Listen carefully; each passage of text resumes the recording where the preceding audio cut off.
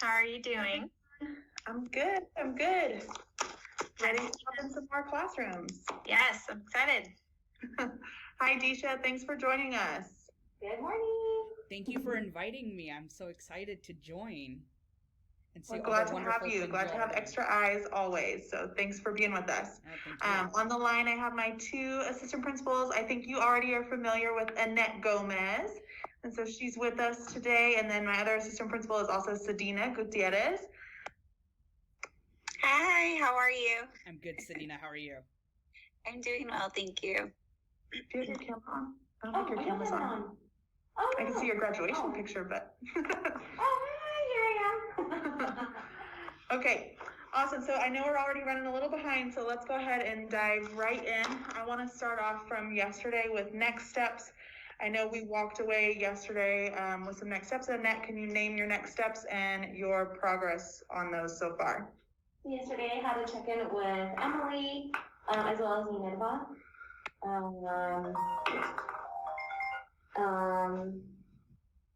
I didn't bring that with me. And then another next step was to email the feedback out and CC. Email feedback, which I did by end of day for both. It's CC Keely as well. Perfect. Thank you. I did see that come through.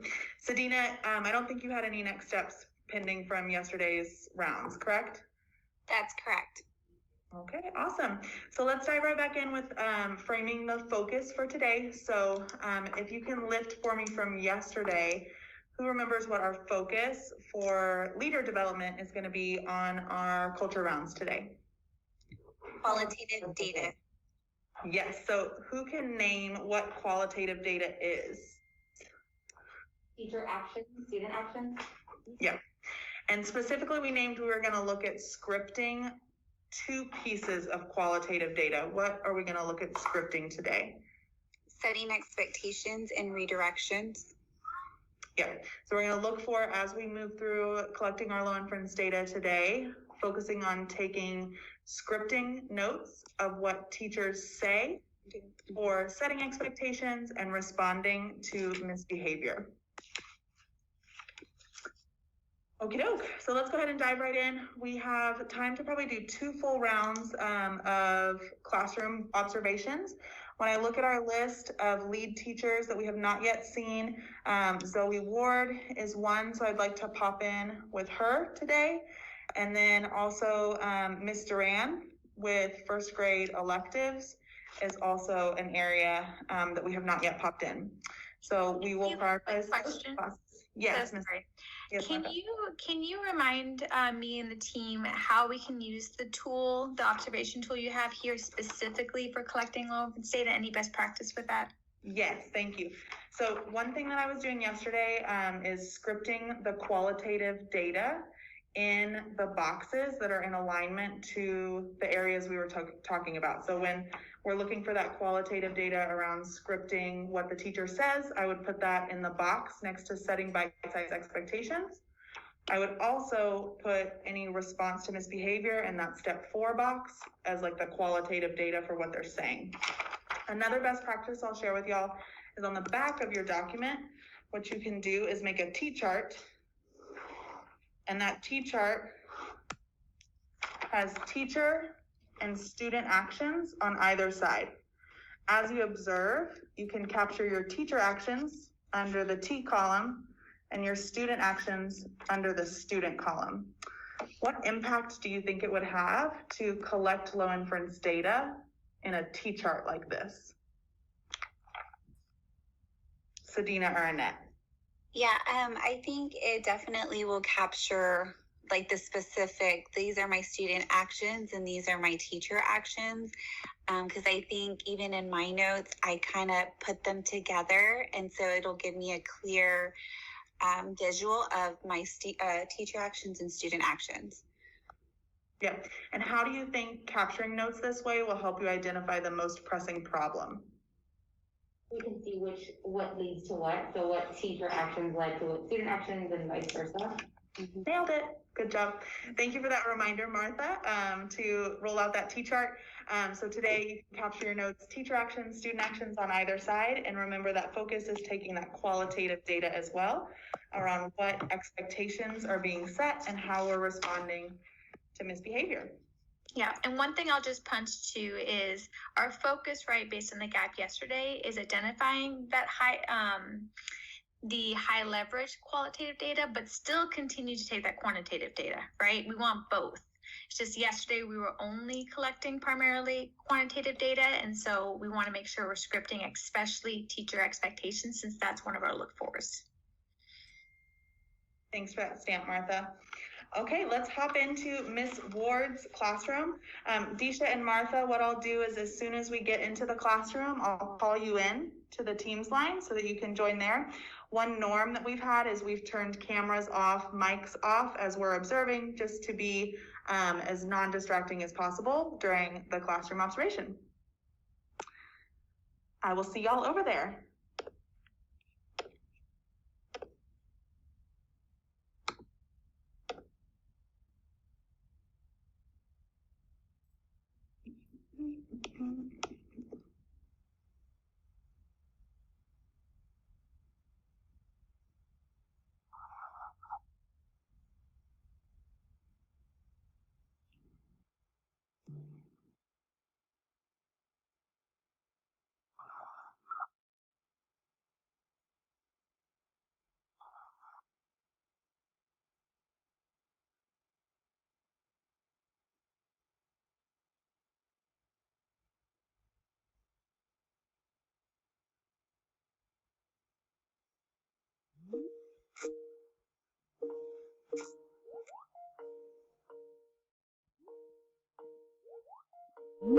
By themselves. Okay, we're gonna start it. So everyone show me 2 fingers. Everyone show me 2 fingers. Get ready. 2, 3, 4. Okay, let's do it again. Let's do it again. 2, 3, 4. Who thinks they can do it all by themselves? Starting from 2, ending at 4. Let's see. Raise your hand if you want to try and do it all by yourself. Ooh, you know who I want to see if they can do it all by themselves? I want to ask Waul. Waul, do you think you can do it all by yourself? Go ahead and mute. Come off mute. Come off mute. Yeah? Okay, you got this, Waul. Oh, I need to hear you say the numbers. I need to hear you say the numbers, Waul. 2,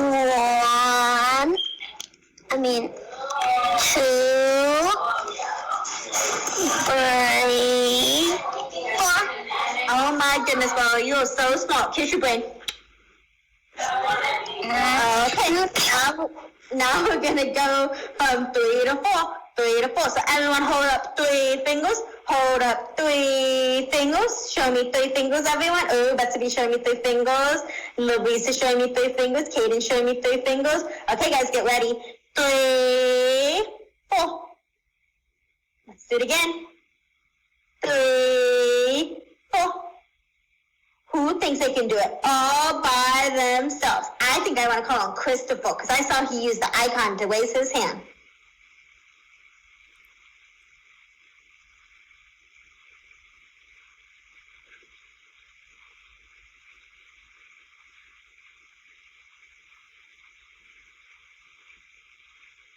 Christopher, are you able to come off mute?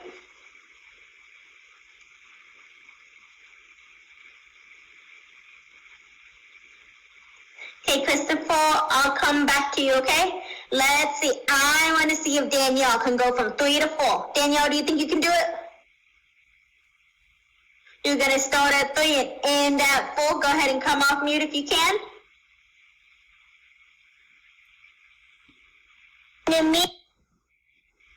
There you go.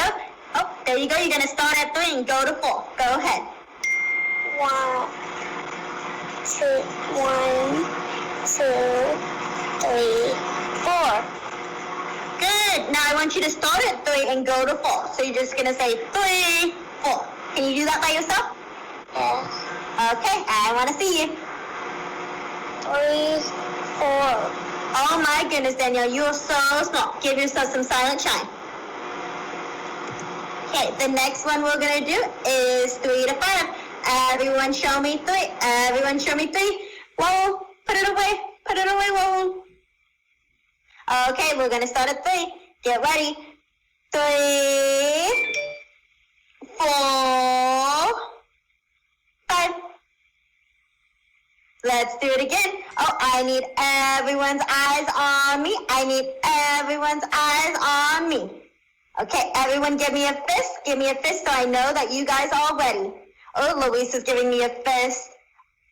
Let's see. Betsabee's giving me a fist. Raul's giving me a fist. Zion's giving me a fist. Saya, can I see your fist? Okay, we're gonna go to 3 to 5. Get ready. 3, 4, 5. Okay, we're gonna do it again. Everyone show me a fist. Everyone show me a fist. Okay, get ready. 3, 4, 5. Okay, I want to see who can do it all by themselves. I want to ask Zion. Zion, do you think you can do it all by yourself? He's having trouble in trying. Here, do this. Do this. Okay, so we're going to put up 3 fingers, Zion. 3, 3, 4, 4, 4, 5. 5. Yeah, you need to work on that, honey. It's just your fingers. It's okay, Zion. We'll get better at it. We'll get better at it. Watch me. 3, 4, 5. 5. No. See? It just takes practice for you. It's okay. It just takes practice. That's okay. Practice makes perfect. Let's see who else I can get to go from 3 to 5. I want to hear from Noah. Noah, can you go from 3 to 5?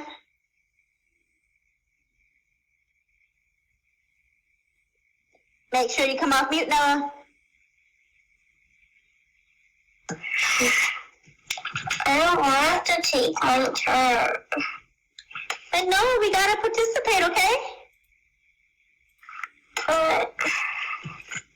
Come on, Noah, you can do it. Okay, Noah.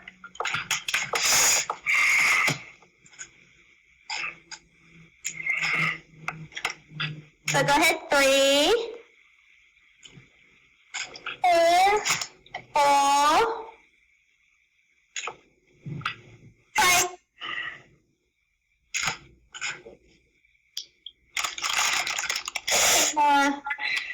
Thank you.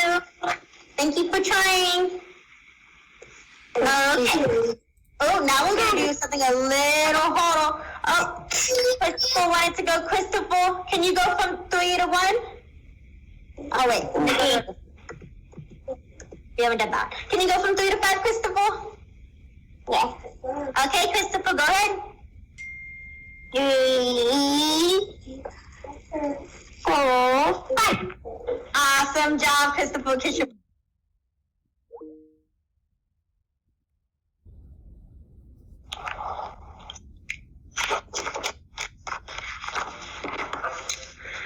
Okay. So go ahead and take 1 minute, capture your notes and summary, and then we will debrief.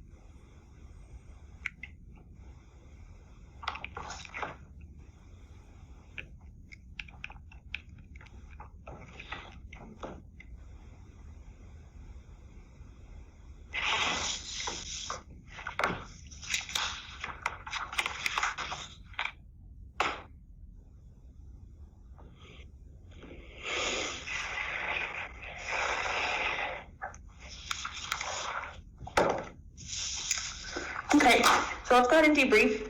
What positive student actions did you see? And try to name the qualitative data you have for that first.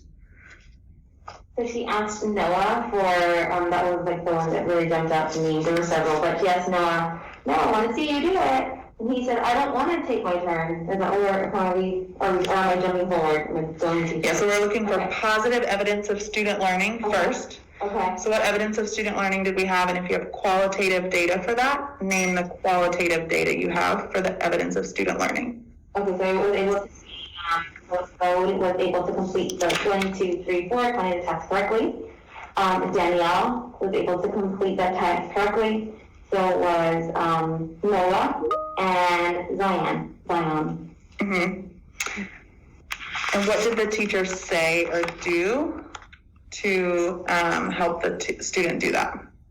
So she said, like, I need to hear you say the numbers out. I need to hear you say it. That's when he came off mute and was able to do it. Mm-hmm. For Danielle, I want to see you count to 4. That's what she did. And then she walked Zion through it, and that's when Mom was coming in and saying, he's having a hard time. She's like, watch me. Her words are, watch me. 3, and she had her hand up.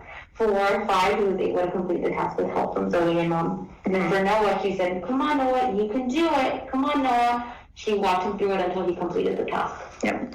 So Dina, do you have anything to add there? I actually, I would just, especially the students needed a lot of modeling with the 3 going to 4. And I think she did a good job still stating to look at my fingers, hold them up, make a fist, and then start with 3. So that's the only thing I would add. Yeah, so the qualitative data I heard you name that led to the positive student action of Raul and Danielle being able to respond is that Zoe said, I need to hear you say the numbers to correct Raul when he just modeled it on his fingers. And then that she also was saying to students, show me a fist to show you get ready, and then was having them move through those numbers that way. Any quantitative data that we have for evidence of student learning that we want to add here as glows?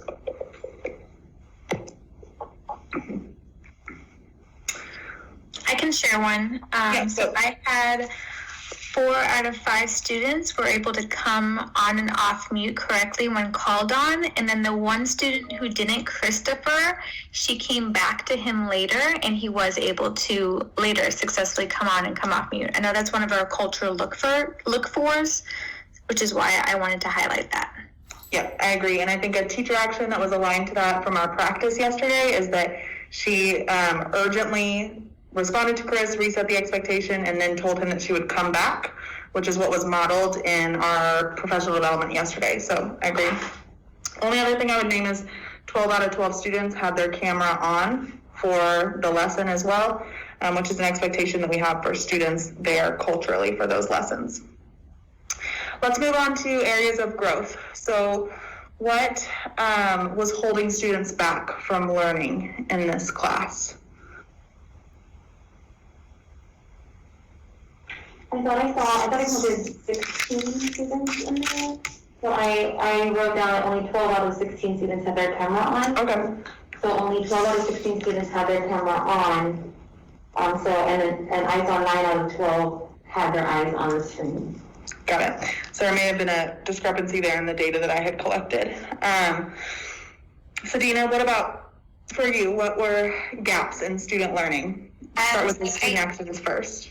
So I did count 12 students. I do believe that's how many were in there. It fluctuated with the number of students engaged into the lesson. So I did have about 5 to 6 students out of 12 who were not holding up their finger when she asked and still continued on with the lesson. Mm-hmm. Yeah, I agree. I had about 6 out of 12 that were showing a fist. And then I also noticed only 8 of 12 were even in their seats for the lesson, or Raul had a dinosaur in his hand. One student, I didn't catch his name, was eating strawberries during the lesson. And so that was holding them back from fully engaging. Thinking about qualitative data around the expectations the teacher was setting, what qualitative data do you have for the expectations the teacher set? Sorry, I was on mute. You're good. I know she had said, where did I put it? She was still trying to be positively narrating, like, come on, Noah, you can do it. You can do it. I want to see you do it. But I think at that point, she could have just did a reset of expectations for everybody as well. Just knowing that there wasn't 100% of the students who were participating at that point. Yeah. So I also heard her say, I heard her acknowledge to Noah, you have to participate, right? An adjustment I would like to see made there, though, is using the language of the expectation is, when you're called on, answer, or come off mute, answer, back on mute, right? Right. So that she's aligning that expectation. Annette, what qualitative data did you take around the expectations you heard Ms. Ward set? So she, regarding, I also thought that she was positively narrating stories on post. I found that she was saying, Luis is giving me a fist, and I didn't write the other name, so she called on 5 scholars following those expectations, where she was waiting for that. Also for responding to his behavior, I heard her say, put it away, Dawood. And it was like a quick, she was able to address that. I need, for those for expectations, I need everyone's eyes on me. Can I see your fist, Zion? Got it. Attention, I need all eyes on me. Okay, so I definitely heard her as well, like positively narrate a couple students and use explicit instructions around coming off mute. Where I saw a gap in her expectations is continuously when she would call on a student, she would name, can you do it all by yourself? So there wasn't really clear expectations for what she was asking of the student in that moment. And I think that led to some of the disengagement that we saw on the screen of 6 out of 12 students being able to do that, as well as 2 students needing prompting during their individual turn to be able to execute what she had asked. So if we think about that and we look back at our action step, where in this waterfall is Miss Ward needing to focus a more bite-sized action step around to meet this gap?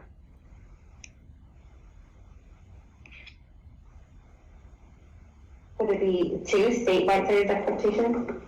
Yeah, what do you think, Sadina?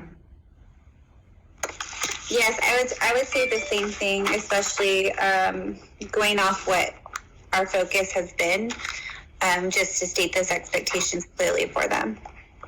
Got it. Anybody else on the line? Disha, Nina, Martha, would y'all have anything else to share before we move forward with writing an action step, or would you agree that it falls in setting expectations? I myself agree. One additional low infants data I want to punch to the team is that, because I know we're focusing on cultural look-fors, so we gathered low infants data tied to those cultural look-fors. I also want to punch the impact this had on student learning.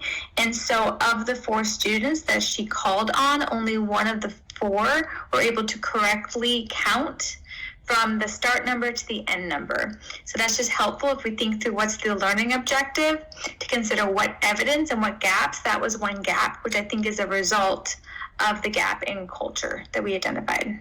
Mm-hmm. Yep, I agree. So if her instructions had been more explicit of, when I call on you, off mute, count from 3 to 4, back on mute, the student may have been more successful in being able to do that, as opposed to, can you do it all by yourself? Yes. Okay. Anybody else that's on the line want to add anything before we dive into writing an action step? Even when she was trying to ask them to do it by themselves, it was almost as though she wasn't really giving them the cue to start doing it and then being quiet. Like she was still kind of doing it with them. And so it was probably hard for her to really see which kids were able to do it on their own and which ones weren't. And so maybe she'll say, okay, do it by yourself go, and then just be quiet and just give them time to think and try to do it on their own, and then give feedback on that. Okay. Okay, so let's take a moment, each person write your what, how action step around what we think would close the gap we saw in Miss Ward's class. Take 1.5 minutes. Miss Hillman, can I ask everyone to maybe drop it in the chat box so that way you all can really spar by reading it with each other? Yeah, let's do that. So instead of handwriting, go ahead and do your brainstorming in the chat. And then once you have your action step there, drop it in so we can see everybody's. And one quick adjustment to that, I would actually say write it in, but don't click send until you prompt Healy, just so that we're not influenced by each other's. Perfect. So I'll say, when I say go, click enter into the chat box.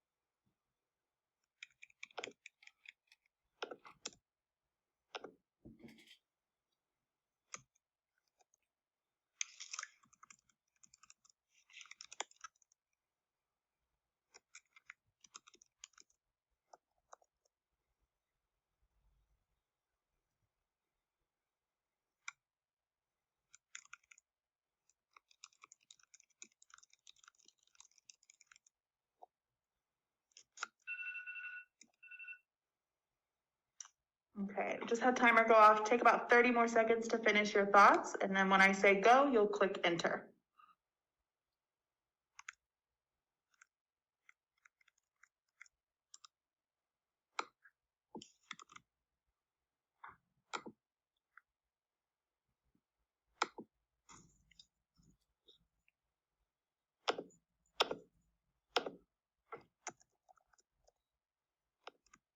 Okay.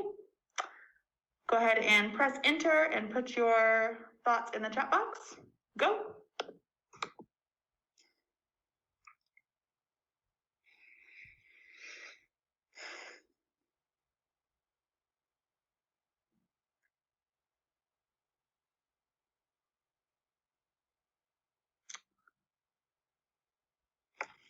Sorry, I didn't get to finish. You okay? I kept seeing a pop-up. Do y'all know how to take that off if at the corner? Because I was trying to type and I kept trying to exit conversations. Set yourself to do not disturb.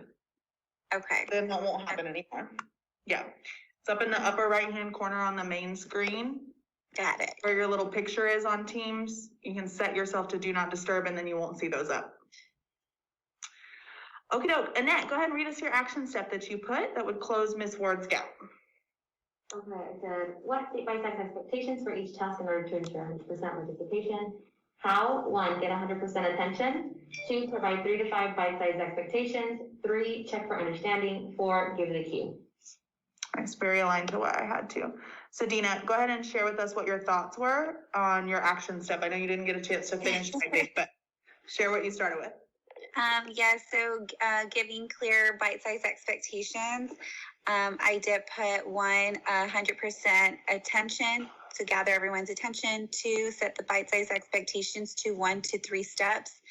Then I was going to put check for understanding and then give cue, but I couldn't. I'm sorry. I do apologize for that. No, you're okay. I get that with the chat box, so you're fine. What I have, Nina, if you'll share what you wrote.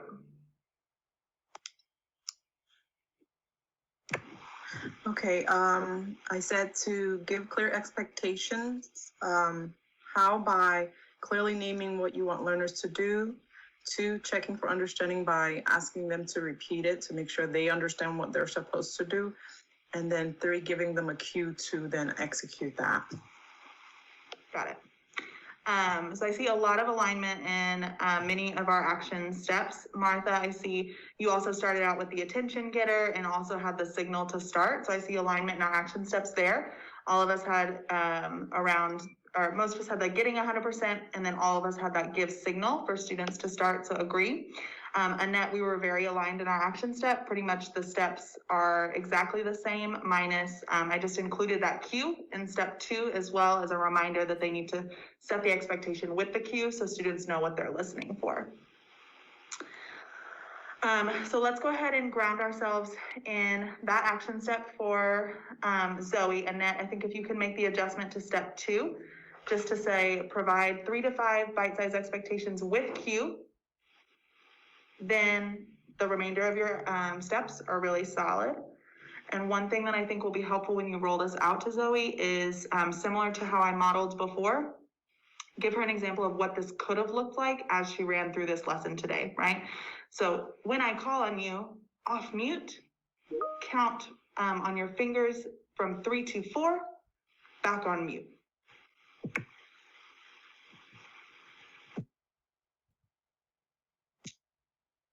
Okay. So before we move into the next class, I want to give some quick feedback, Sadina and Annette, around our focus of qualitative data today. So really nice job how I heard you all list qualitative data. I also saw Annette using that T-chart to capture teacher and student actions on either side. I heard you take qualitative data where you're actually scripting things that the teacher said. My push to you as we go into Ms. Duran's class is be more specific around listening to the expectations that she's setting and scripting there. So I heard you all list like her positive narration qualitative data, her response to misbehavior qualitative data. Let's ground ourselves in listening for what she says to set expectations this next round. So Sadina, what are we going to focus on this next round? We're going to listen for how she sets those expectations and script it out. Sounds good. Okay, so we are going to hop into Ms. Duran's class. Ms. Duran is our first grade